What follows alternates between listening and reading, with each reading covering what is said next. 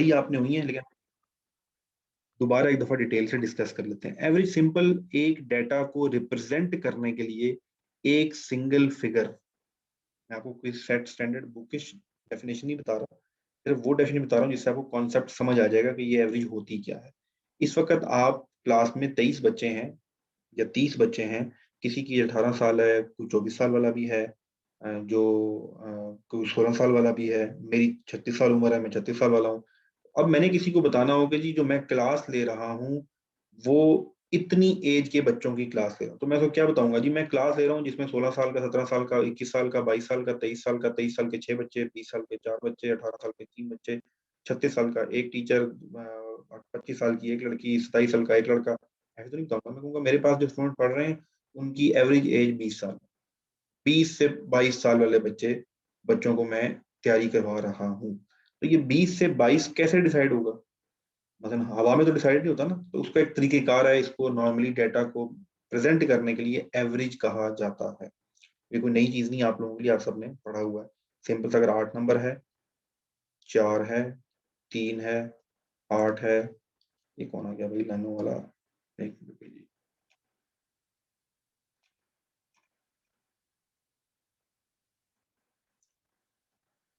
अच्छा, तो आपने इसकी एवरेज लेनी होती है, आपको पता है, इनको प्लस कर देते हैं, ये आपके पास, और जितने नंबर्स होते हैं ऑब्जर्वेशंस होती हैं, इसको ऑब्जर्वेशंस भी कहते हैं टेक्निकल टर्म में, नंबर्स हैं, उससे आप डिवाइड कर देते हैं। 8, 8 × 4 12, 12 3 15, 15 8 23, 23 और 2 25, 5 टोटल है, तो डिवाइड बाय 5 करेंगे, आपके पास 25/5 आ जाएगा, और ये आपके पास 5 आ जाएगा, तो एवरेज 5 है। ठीक है, इस डेटा को रिप्रेजेंट करने के लिए एक सेंट्रल फिगर, एक रिप्रेजेंटिंग फिगर जो है दैट इज 5। एवरेज क्या है? 5। ये सिंपल सी चीज है, इसमें कोई इतना मुश्किल काम नहीं है। अ, दो चीजें इसमें नोट कर लें। एक, नंबर ऑफ ऑब्जर्वेशन आपको सही पता होनी चाहिए कि कितनी टोटल चीजें प्लस की गई हैं, किससे डिवाइड करना है। दूसरा, इसको सम कहते हैं, तमाम नंबर्स के सम, जैसे कि 25 था, वहां नंबर को सम किया, 8 4 3 8 2 को, तो आपके पास 25 आ गया। तो टोटल सम को डिवाइड कर देना है टोटल नंबर की क्वांटिटी से या टोटल नंबर ऑफ ऑब्जर्वेशन से, आपके पास एवरेज आ जाएगी। सर यूनी के टेस्ट में हेल्प होती है आपकी इंटेलिजेंस से। अच्छा जी, एक बच्चे ने सवाल मैं बता देता हूँ, वैसे चैट ऑफ कर दी है। एक स्टूडेंट का सवाल आया है कि सर यूनिवर्सिटी के टेस्ट में आपके इंटेलिजेंस टेस्ट से हेल्प होगी? जी बिल्कुल होती है, 100% हेल्प होती है। ये टेस्ट है जहीन, अगर आप जहीन होगे तो आपको कहाँ कहाँ हेल्प नहीं। आपको यूनिवर्सिटी के टेस्ट में क्या, आपको जिंदगी के टेस्ट में क्या, आपको दवाजी रिश्तों में क्या, आपको हर जगह जहीन शख्स, अल्लाह ताला की सब बहुत बड़ी नेमत, अल्लाह ताला से मांगा करें कि अल्लाह मुझे जहीन बना।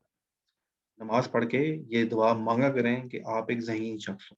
अगर आप जहीन शख्स होंगे तो आप बहुत यूजफुल शख्स हैं इस माशरे के लिए, लेकिन अगर आप एक बुद्धू शख्स हैं तो फिर बहुत बड़ा बोझ है इस माशरे के ऊपर। तो तालीम के साथ साथ अगर आप जहीन हो जाएं तो क्या ही बात। और मुसलमान की तो जहानत सबसे आगे होती है, क्योंकि हकीकत के करीब जो शख्स है उसकी जहानत जो है वो सबसे ज्यादा। तो अक्सर कहते हैं जी कि नॉन मुस्लिम इंटेलिजेंट तो हो सकते हैं, वाइज नहीं हो सकते, क्योंकि बस उनके पास विजडम नहीं है। तो हमने तो देखी है अपनी हिस्ट्री, एक वक्त ऐसा था कि हमसे इंटेलिजेंट कोई था नहीं। ये दुनिया गोल है किसने बताया, ये फासले किसने नापे, रेडियस किसने निकाला, ये सारे सूरज और चांद सितारे, और ये साइंस, फल्कियात, मैथमेटिक्स, ये अलजबरा, ठीक है, अलजबरा, और उसके बाद ये हर चीज ट्रिग्नोमेट्री किसकी दी हुई है? जहीन थे तो दिया हुआ ना। तो यूनिवर्सिटी क्या, हर जगह काम आएगी इंशाल्लाह, आपकी जहानत ये। चलिए जरा कुछ क्वेश्चन कर लेते हैं, फिर आपके क्वेश्चन आंसर करके तो चलेंगे।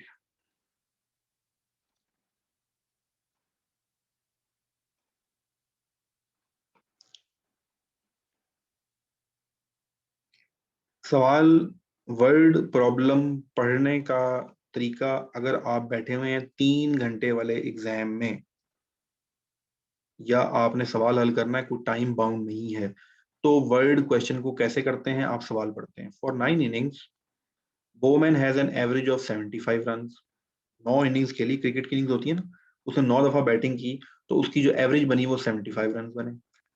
इन द 10th इनिंग 10वीं इनिंग में he scored 10 runs, 100 runs, thus increasing his average, his new average is। ये मैं बता रहा हूँ, अगर 3 घंटे का पेपर है, फिर आप पेपर सवाल पूरा पढ़ते हैं, पूरे का पूरा पढ़ने के बाद फिर आप उसको पार्ट्स में ब्रेक करके सॉल्व करते हैं। लेकिन इन दिस केस आपके पास सिर्फ 20 सेकंड है, तो 20 सेकंड में आप इस सवाल को पूरा पढ़ जाएं, ये बड़ी बात है। दोबारा का तो टाइम ही नहीं है, इसलिए यहाँ पर सॉल्व करने का तरीका सुन लें। सिर्फ इस सवाल के लिए नहीं, किसी भी सवाल को सॉल्व करने का जो राइट मेथड है, आपने पढ़ते जाना है और अपने माइंड में कॉन्सेप्ट की बेस पे बिल्ड करते जाना है डाटा। कैसे? फॉर 9 इनिंग्स, नीचे नंबर आ गया 9, ये बताया ना मैंने अभी आपको। Bowman has an average of 75, ये 75 यहाँ पर आएगा, टोटल नंबर हमें नहीं पता, उसने डायरेक्ट एवरेज बताई हुई है और 9 नीचे आया हुआ है। आगे जाने से पहले आपने अपने माइंड में सोच लेना है कि टोटल नंबर ऑफ स्कोर कितना किया होगा। तो मुझे कौन बताएगा चैटिंग में, अगर 9 को 75 से मल्टीप्लाई करें तो क्या आता है?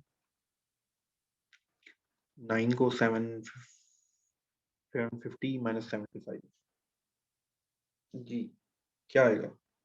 75 मल्टीप्लाई बाई 9, 75 मल्टीप्लाई बाई 9, 675। 10 से मल्टीप्लाई करें 750, 750 में 75 लेस कर दें तो 675 आ जाएगा।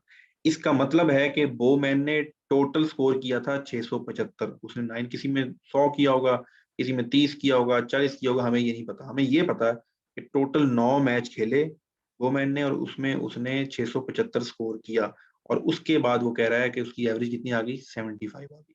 अगला जब आप पढ़ने जा रहे हैं, इन द 10th इनिंग, अब मैच हो गए 10, in the 10th inning he scores 100।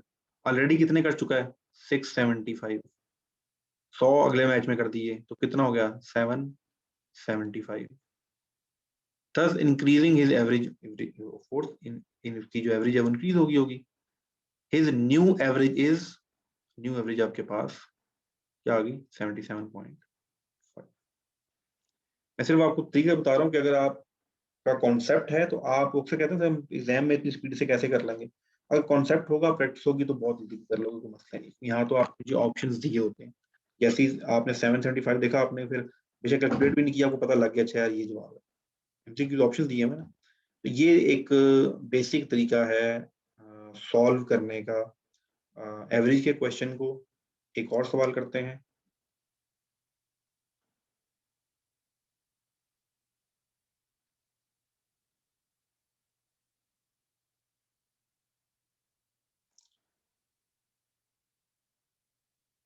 ये प्रोपोर्शन का है, सब वही लग एक वो पीछे क्रिएटिव वाली करते हैं फिलहाल। चलो, बिल्कुल वैसे ही सवाल है। अब आपने करना ये है, आपने सवाल पढ़ना है। देखें मैं फिर बता रहा हूँ, ये जिससे मैंने आपको बताया ना कि पढ़ते जाना और इक्वेशन बनाने की कोशिश करनी है। चैटिंग आपके पास ओपन है, चैटिंग में आप लिख सकते हैं। आपकी चैटिंग मेरे अलावा कोई और नहीं देख सकता, ये होस्ट ओनली है। आप जो भी टाइप करेंगे वो सिर्फ मुझे नजर आएगा।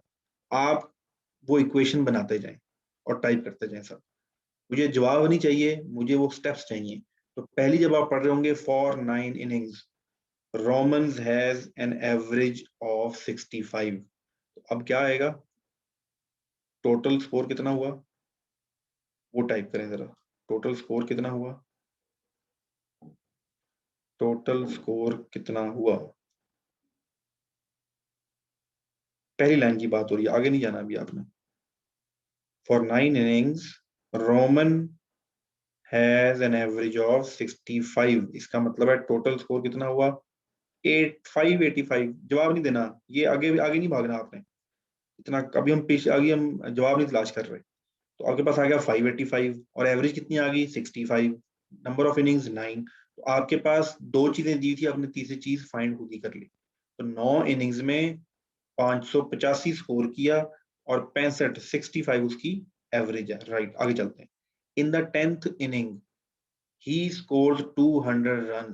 जैसे ही आपने ये पढ़ा, in the 10th innings he score, तो आपने फौरन 585 में 200 प्लस कर दिए, तो 785 आपके माइंड में आ गया। 10th इनिंग है, डिवाइड बाय 10 किया। जब डिवाइड बाय 10 कर लिया तो आपके पास आ गया 78.5। आगे चलें। थस इंक्रीजिंग हिज एवरेज आगे आपके पास आया हिज एवरेज इंक्रीज्ड बाय, ये वो पॉइंट है जो आप एग्जाम में बैठ के मिस कर जाते हैं, ठीक है, क्योंकि मैं इसको डडू इफेक्ट कहता हूँ, सॉरी टू से, लेकिन हमारे हमारे यहाँ तो मुझे भी बात होती है, हम ये फौरन बता देना चाहते हैं मुझे आता है और एक्चुअली में नहीं आ रहा होता, ठीक है। तो डडू इफेक्ट नहीं करना, आपने सब्र करना है। जब मैंने कह दिया ना आपने जवाब नहीं देना तो फिर नहीं देना, इसकी कोई रीजन है। मैं आपका वो माइंड उस तरह बिल्टअप करना चाह रहा हूँ जिस तरह आपने एग्जाम में बैठ के करना है। मैं आपको बढ़ा रहा हूँ फॉर 9 इनिंग्स, आप जवाब दे रहे हैं सर 78.5 है सर 78.5। नहीं सॉरी की कोई बात नहीं है, आपका जवाब कोई नहीं देख रहा। आप सिर्फ आप नहीं है जिसने एक ने मुझे मैसेज किया सॉरी का, 10-12 बच्चों ने मैसेज किया होता है, लेकिन आपने अपनी प्रैक्टिस इस तरह करनी है। अब उसने क्या पूछा है, इज एवरेज इंक्रीज्ड बाय, तो जब आपसे ये कहा जाए कि ये जो इंक्रीज हुआ है कितने से इंक्रीज हुआ है, तो पहले एवरेज क्या थी, नई एवरेज तो आपने निकाल ली, the new average is 78.5, okay, old average 65, increase कितने का हुआ, आप बताएं जवाब।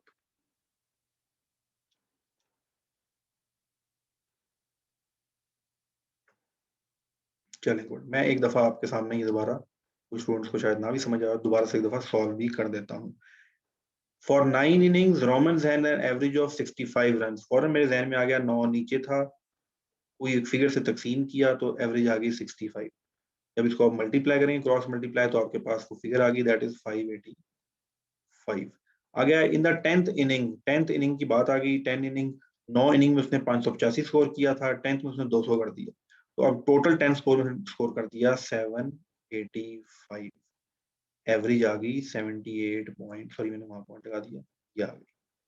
ये न्यू एवरेज है, ये ओल्ड एवरेज है। पूछ क्या रहा है, हिज एवरेज इंक्रीज्ड बाय, तो ये जो है कितने से इंक्रीज हुआ है, इसमें कितना जमा हुआ है, 13.5 या 13.5 से ये एवरेज इंक्रीज कर गई। ये है सवाल। ये सिर्फ देखें एंड पे, ये चीज अगर आपने सही से नहीं पढ़ी तो फिर काम खराब हो जाता है। वर्बल में फेल होने की 99% जो चांस है वो ये होते हैं कि आपने सवाल ही ठीक से नहीं पढ़ा, क्योंकि सवाल इसलिए ठीक से नहीं पढ़ा कि आपको जल्दी थी नंबर 1, या आपको ये कॉन्फिडेंस आ गया था कि मुझे तो आता है ये, और आपने जरा सा ढील ढील छोड़ दी। इसलिए ये चीज आपने थोड़ा सा ध्यान से करनी। वो आपने एक शेर सुना होगा, हमारा तो रिक्शा वहां डूबा जहाँ, रिक्शा डूबता है क्या, डूबता है कश्ती डूबती है जहाँ पानी कम था। उसका मतलब ये होता है कि इंसान सोच ही नहीं रहा होता कि यार यहाँ डूब जाएगा, तो इसी तरह हम ये सोच ही नहीं होते, चाहिए सवाल ये तो आसान सा सवाल है। तो ये इंटेलिजेंस के क्वेश्चन में आपको ये फील कराया जाता है ये सवाल आसान है, यही इसमें डॉज होती है। तो आपने हमेशा थोड़ा दिमाग खुला रख के सवाल करना, तो इंटेलिजेंस का सवाल आपका इंशाल्लाह कभी गलत नहीं होगा। ये सवाल थे जी एवरेज की, हम और भी एवरेज के सवाल करेंगे। अब house is open for question answer, आप अपना हाथ खड़ा कर सकते हैं, और अगर आप सजा के तौर पे चाहें तो दोनों हाथ खड़े कर सकते हैं, मैं आपको रोकूंगा नहीं। चलो जी, इसको आप कर लेते हैं और आपके क्वेश्चन आंसर स्टार्ट करते हैं। पहले जी अब्दुल गफूर, जी अब्दुल गफूर आपका माइक ऑन है। Abdul Gafoor, Abdul Gafoor, Abdul Gafoor your mic is on. आप नीचे लेफ्ट बॉटम से अपना माइक ऑन करके बात कर सकते हैं अगर आपने हाथ खड़ा किया है। Zaid your mic is on. Zaid, the question boy. Morning sir. वालेकुम सलाम, कैसे हो जैद? अल्हम्दुलिल्लाह सर, अल्लाह का शुक्र। सर सबसे पहले तो सर ये मैंने बोलना था कि वो अपनी पुरानी 5 वीडियोस रहती हैं वो अभी तक अपलोड ही नहीं हुई।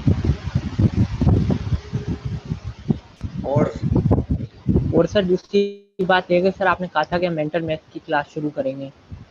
जी जी जी, वो करना है, वो किसी कोर्स में जब आपका मैथमेटिक्स टॉपिक करेंगे ना तो उसी में कवर कर लेंगे। सर सेपरेट नहीं होगी, मतलब जिसमें आपने बोला था हाँ कि सेपरेट, ये हमें इसी मेंटल मैथ। देखिए अब मैंने पीएम में कोई ये 4 दिन रखे हैं फिलहाल, तो इसी 4 दिन में हम किसी दिन एक या 2 क्लासेस मैथ की कर लेंगे। ठीक ठीक है सर। और मैंने ये चीज़ पूछनी थी कि आपने ना ग्रुप में वोकैबुलरी सेंड किया था, जिसकी थोड़ी इंपॉर्टेंस बताइएगा, ये किस तरह हमारे काम आएगी और उसको किस तरह याद करेंगे। मैं बता देता हूँ। देखिए वोकेबलरी के लेक्चर हैं 2, वो मैं आपके साथ शेयर कर दूंगा। असल में कुछ ऐसे लेक्चर होते हैं जो एक टाइम पे थोड़े अच्छे रिकॉर्ड हो जाते हैं। जैसे वोकेबलरी के 2 लेक्चर हैं, वो मैंने एक दफ़ा रिकॉर्ड किए थे, लास्ट सितंबर की बात है, तो मैंने उसके बाद दोबारा वो लाइव कंडक्ट नहीं किए। मैं आप लोगों के साथ वही शेयर कर देता हूँ। वो इंग्लिश के लेक्चर है, वोकैबुलरी कैसे याद करनी, उसमें कॉन्सेप्ट भी नहीं है, आपको कुछ सवाल जवाब भी नहीं होते, तो इसलिए मैं दोबारा लेक्चर आपके साथ लाइव नहीं करूंगा। 2 क्लासें हैं, वो क्लासेस मैं आपके साथ वोकैबुलरी 1 वोकैबुलरी 2 की वो आप देख लें। एक सही तरीका है अगर आप अपनी वोकैबुलरी बढ़ाना चाहें। कैसे बढ़ानी होती है, क्या करना होता है, बड़ी डिटेल के साथ उसके अंदर है, वो मैं आपके साथ शेयर कर लूँगा, वो कर लीजिएगा। वोकैबुलरी क्यों तैयार करें? नंबर 1 डायरेक्टली एग्ज़ाम में आती है। नंबर 2 ये इसका इस्तेमाल आपकी हर जगह पे है, आपकी रीडिंग में, आपकी स्पीकिंग में, हर जगह इस्तेमाल होता है। वोकैबुलरी ही आना ज़रूरी होता है, बाकी ये हा, ही, हू, इज़, दैट, वो, वी ये सब तो हम बोल ही लेते हैं, ये तो कर ही लेते हैं। एंड टाइम पे हम भूल जाते हैं कि गंज को क्या कहते हैं। मैं आज सुबह देख रहा था एक टॉपिक पढ़ रहा था द साइकोलॉजी ऑफ गंज। अब मुझे जब मैं टाइप करने लगा गूगल पे, तो साइकोलॉजी ऑफ गंज का मैं भूल गया। अब मैं लिखूँ नॉट हेयर, वो गूगल कुछ और कर दे, विदाउट हेयर वो हेयर फॉल में चला जाए गूगल।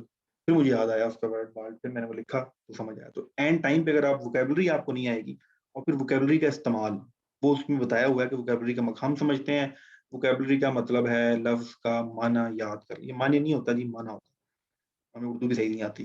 ये माना होता है बामाना लफ़्ज़, बामानी लफ़्ज़ नहीं होता, ये मानी पता नहीं कहाँ से आ गया। तो हम समझते हैं हमने माना याद कर लिया लफ़्ज़ का, तो किसी भी वर्ड का तो हमें वोकैबुलरी आ गई, ऐसा नहीं है। वोकैबुलरी के 4 एलिमेंट हैं, अगर वो 4 एलिमेंट आपको आते हैं, तो वोकैबुलरी आपके लॉन्ग टर्म मेमोरी और आपका सपोर्ट करेगी फ्यूचर में। अदरवाइज़ सिर्फ़ अगर आपने माना याद करना है, तो फिर वो वोकैबुलरी नहीं होती। तो वीडियो देखें, बड़ी डिटेल के समझ आ जाएगा, ज़रूरी क्यों है, बता दिया। डायरेक्ट एग्ज़ाम में भी आएगी और इसके अलावा आपकी डे टू डे लाइफ़ में भी यूज़ हो सकती है। जो मैंने आपको लिस्ट प्रोवाइड की थी, वो लिस्ट ऐसे वर्ड्स हैं जो आपके डिफेंस के एग्ज़ाम में काफ़ी दफ़ा आ चुके हैं, एनटीएस के टेस्ट में आ चुके हैं, ये ज़रूर मिक्स करके आप लोगों के साथ शेयर की हुई, जो एक ये अगर आप कर लें, तो आपकी वोकैबुलरी काफ़ी हद तक कवर हो जाती है। बाकी वोकैबुलरी जितनी करें, उतनी ही कम है। आर्मी बॉय, जी आर्मी बॉय आपका माइक ऑन है, ARMYBOI। आप बॉटम लेफ्ट से अपना माइक ऑन करके बात कर सकते हैं, जिनका नाम है ARMY आर्मी बॉय, बॉय चलें वो माइक ऑन नहीं कर रहे। Jawad Ahmad your mic is on, Jawad Ahmad your mic is on. अस्सलाम वालेकुम सर। जी, वालेकुम अस्सलाम। सर आपसे क्वेश्चन ये पूछना था कि दरअसल मैं न्यू फर्स्ट ईयर में पढ़ रहा हूँ, तो एक चीज़ जो थी मतलब कि शुरू से थी, तो मतलब कि इससे पहले मालूम चाहता था कि आप बुरा ना मनाएं। और एक ये थी कि मैट्रिक में अगर आपके मार्क्स है 50% और आपके एफएससी में 60% है, तो मैंने किसी से ये सुना था कि अगर आप एफएससी में 60% मार्क्स नहीं बन रहे, अगर आप उससे ऊपर की डिग्री कर लेते हैं MS BSc या इस तरह की, तो आप कैपेबल होते हैं। तो क्या यही मेथड इस तरफ ही लगता है? और दूसरा सर, अभी मैंने फर्स्ट ईयर के एग्जाम देने हैं, तो आपके लिए आप मतलब क्या आपके लिए मुझे कौन सा कोर्स मतलब देंगे डिसीजन के? आप मतलब फन आप फोर क्या कर नाइन रहे हैं? 150 या आप अभी आईसीएस कर सर रहे हैं? First year? नहीं नहीं, प्री मेडिकल। प्री मेडिकल, ठीक है। और अभी आप फर्स्ट ईयर में हो? जी जी, अभी एग्जाम देने हैं बस। फर्स्ट ईयर के एग्ज़ाम देने हैं, ठीक है। मैं बता देता हूँ। Okay, thank you sir. Jawad एक तो जवाद ही नाम का। जी आर्मी बॉय आपका माइक ऑन है, कुछ बात करना चाहते हो तो प्लीज़। अस्सलाम वालेकुम सर। जी, वालेकुम अस्सलाम।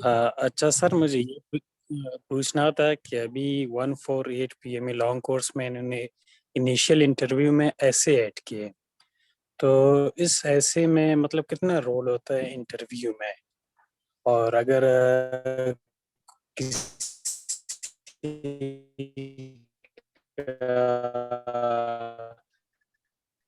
किस टाइप के ऐसे आते? ठीक है, मैं बताता हूँ। जी, मेरे पास दोनों के आपके आ गए हैं। सॉरी, आपकी एंड पे आवाज़ कट गई थी, मैंने इसलिए आपको डिस्कनेक्ट कर दिया था। मैं पहले ही बात का जवाब दे दूँ। पहली तो चीज़ अगर आपके मैट्रिक में 50% है, थर्ड डिवीज़न नहीं होनी चाहिए, जो कि 45% है। नंबर 1 50% वाला अप्लाई कर सकता है, अगर मैट्रिक में 50% है, ये मैं पीएमए की बात कर रहा हूँ। और एफएससी में उसके अब तो खैर 55% हो गए हैं, इस दफ़ा तो 55 ही थे, 148 में, 149 में भी उम्मीद है कि 55% वाला बच्चा अप्लाई कर सकता है पीएमए में।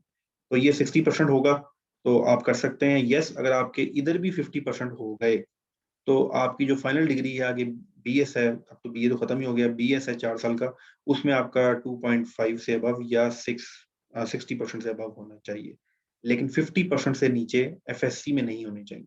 मैट्रिक में 3rd डिवीजन नहीं होनी चाहिए थ्रू आउट करियर भी। तो इसलिए ये आप कर सकते हो अप्लाई। दूसरी बात आ गई आपकी फर्स्ट ईयर वाली। तो देखें, इस वक्त अगर आप फर्स्ट ईयर के एग्जाम दे रहे हैं तो अगला 149 आप नहीं दे सकते, 150 आप दे सकते हैं होप सर्टिफिकेट पे, जो कि आएगा मई में, अप्रैल मई में। तो अप्रैल मई 2022 में आप अपीयर हो सकते हो, जो इस वक्त फर्स्ट ईयर के एग्जाम दे रहे हैं। जो फर्स्ट ईयर के एग्जाम 2022 में देंगे वो अप्लाई कर सकते हैं 152 में, 2023 मई के अंदर।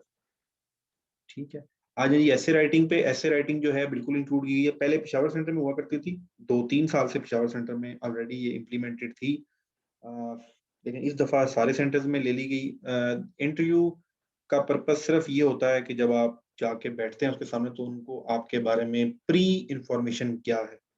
अगर आप कहेंगे सर मैंने आपसे मिलने आया, मैं पूछूंगा नहीं आप कहाँ से आ रहे हो, क्या नाम है, मुझे एक सफे पे लिख के दे दो, ताकि जब आप मेरे सामने आके बैठो तो मैं जान सकूं, मैं बिल्कुल जीरो से ना स्टार्ट करूं। क्या नाम है, फादर क्या करते हैं, आपकी क्या राय है इस बारे में, क्या चीज है। तो वो पेपर पे जो आप लिख के देते हो, एक फॉर्म भी फिल करते हो इंटरव्यू जाने से पहले, वो आपकी एक प्री इंफॉर्मेशन इंटरव्यूअर के सामने आपके जाने से पहले पहुंची होती है। जिस वक्त आप दरवाजा खोल के एंटर होते हो, उसको पता होता है ये कौन है, ये हमजा है, इसके फादर ये करते हैं, इसकी एज ये है, इसको ये चीजें पसंद हैं, इसको ऐसे दिया था शजरकारी के फायदों में इसने ये लिख के दिया है।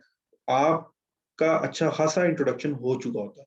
अब जो मिस्टेक होती है इंटरव्यू में, जब वो कहते हैं ना इंट्रोडक्शन, तो इंट्रोडक्शन में आप बताना शुरू कर देते हैं बैठ के, माय नेम इज दिस और माय फादर नेम, ये इंट्रोडक्शन नहीं होता। ये इंट्रोडक्शन तो बस मौजूद है, आपने बताना होता है अपने पैशंस के बारे में, अपनी अचीवमेंट के बारे में। इंट्रोडक्शन वो होता है जो आपने फॉर्म के ऊपर नहीं लिख के दिया, दैट इज इंट्रोडक्शन, जो आपने इंटरव्यू में बताना होता है। हम लोग वही रिपीट करना शुरू कर देते हैं जो उसको फॉर्म पे लिख के दिया होता है। ये खैर इंटरव्यू क्लासेस में आपके बड़ी डिटेल के साथ गाइड किया जाएगा। ऐसे इसलिए लिखवाया जाता है कि जो बच्चा आ रहा है उसकी एक असेसमेंट हो जाती है कि उसका लिखने का क्या कैपेसिटी है।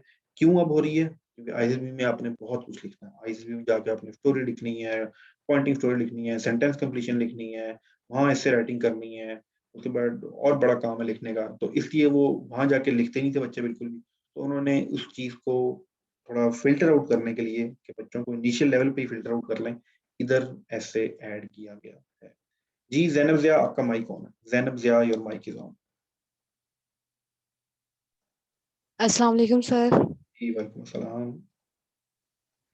सर मैंने कहना था कि आज मैं एक तो पहली दफा आपकी क्लास ले रही हूँ, मुझे बहुत अच्छा लग रहा है। आपने मतलब आपकी जो कन्विंसिंग पावर है बहुत ज्यादा है। अच्छा जी, ठीक है। और आप कहाँ से मुझे बात कर एक रही हैं? बात बता दें कि ना ई कैट जो है उसमें ना हमें कैलकुलेटर अलाउ नहीं होता। तो ये जो टेस्ट होते हैं, जैसे आपने अभी क्वेश्चंस कराए हैं, इसमें कैलकुलेटर हम यूज कर लेते हैं जो फोर्सेस के टेस्ट होते हैं। AFNS में अलाउ नहीं है, PMA में अलाउ नहीं है, कैलकुलेटर तो खैर कहीं भी अलाउ नहीं है किसी भी टेस्ट के अंदर। लेकिन रफ वर्क GDP में अलाउ है, PN कैरेट में रफ वर्क अलाउ है, रफ वर्क कर सकते हैं, लेकिन कैलकुलेटर अलाउ नहीं होता। Okay sir, thank you so much. क्यों? अच्छा, ये कैलकुलेटर इसलिए अलाउ नहीं होता कि वहां पर आपकी कैलकुलेशंस नहीं चेक की जा रही होती। अभी आपने सवाल देखे हैं कि उसमें आप थोड़ा सा लग रहा होगा, क्योंकि मैं हमेशा कहता हूँ हम मुझे और आप सबको कैंसर है मैथ का, तो इसलिए हम डर जाते हैं लोग, इतनी कोई मुश्किल कैलकुलेशन नहीं आती। और दूसरा ये सिंपल कैलकुलेशन होती है, आपको ऑप्शंस दिए होते हैं। जो GDP में और PN कैडेट में और CAE में जो अलाउ है रेफर को, सिर्फ इसलिए वहां पर फिजिक्स के क्वेश्चन न्यूमेरिकल्स अगर कोई आ जाए तो उनके लिए उन्होंने अलाउ किया हुआ है। वहां पर भी मैथमेटिक्स में इतनी खास जरूरत नहीं पड़ती। वो आपको ये नहीं चेक कर रहे होते कि जो स्टूडेंट आया वो कोई ह्यूमन कैलकुलेटर है, ये स्किल नहीं चेक हो रहा था, कम से कम उसको पता है ना एवरेज कैसे कैलकुलेट करनी है, तो आप रिजल्ट निकाल लें। वो ये देख रहे होते हैं। बाकी प्लस माइनस जैसे सवाल आते हैं परसेंटेज के, उसके बाद स्पीड के, कोई हर जगह डिवीजन मल्टीप्लिकेशन बहुत आसान नंबर्स की दी होती है। लेकिन हम अपनी क्लास के दौरान मेंटल मैथ के कुछ टॉपिक्स पढ़ेंगे जिसमें आपको मैथ के साथ दोस्ती करवाई जाएगी। मैथ का प्रॉब्लम इंशाल्लाह नहीं होगा। Usman Farooq, your mic is on. Usman Farooq. जी वालेकुम सलाम। सर मेरा क्वेश्चन है कि जो स्पाई की या सोल्जर की और किलर की जो पोस्ट आती हैं, हम्म, जी जी हेलो जी जी, आ रही है आवाज आपकी। सर, उनमें जो होने के बाद जो हम इस तरह कर सकते हैं कि आगे प्रमोशन करा सकते हैं पीएमए में। जी करा सकते हैं, बिल्कुल करा सकते हैं।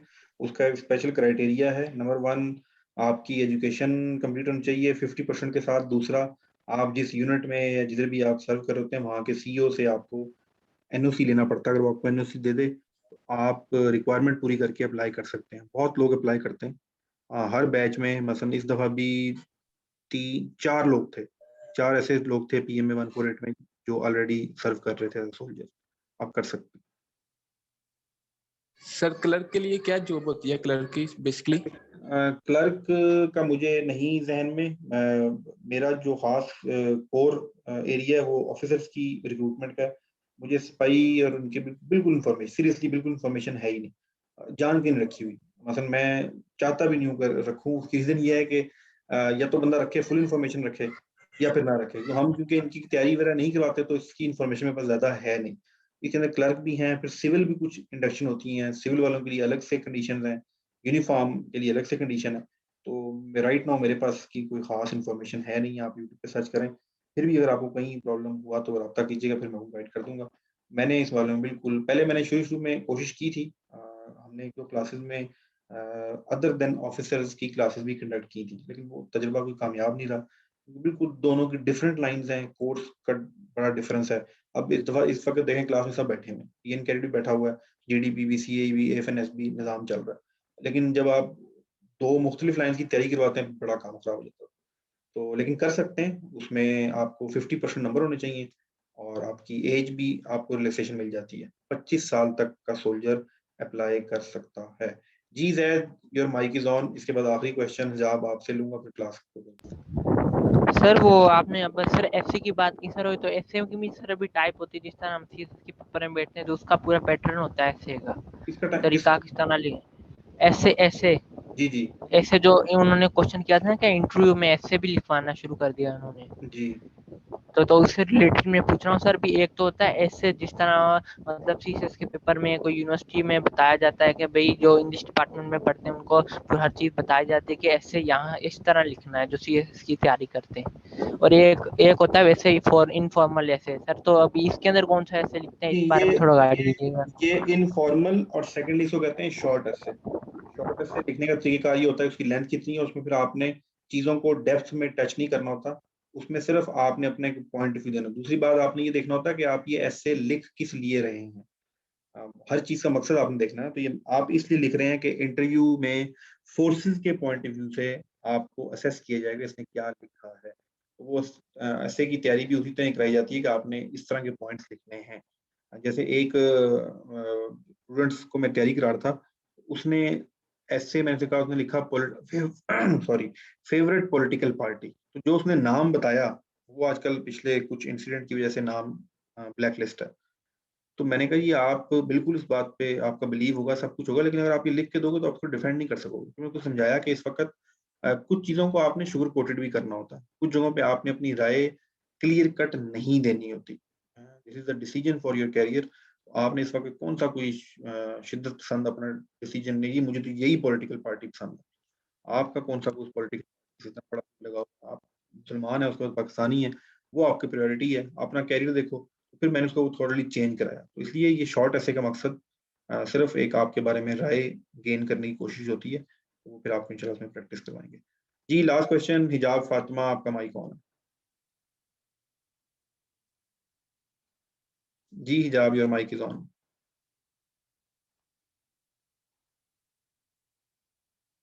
जी, हिजाब, योर माइक इज़ ऑन, आपने हाथ खड़ा किया था। चलो जी, हाथ नीचे हो गया, गलती से कर ठीक है जी।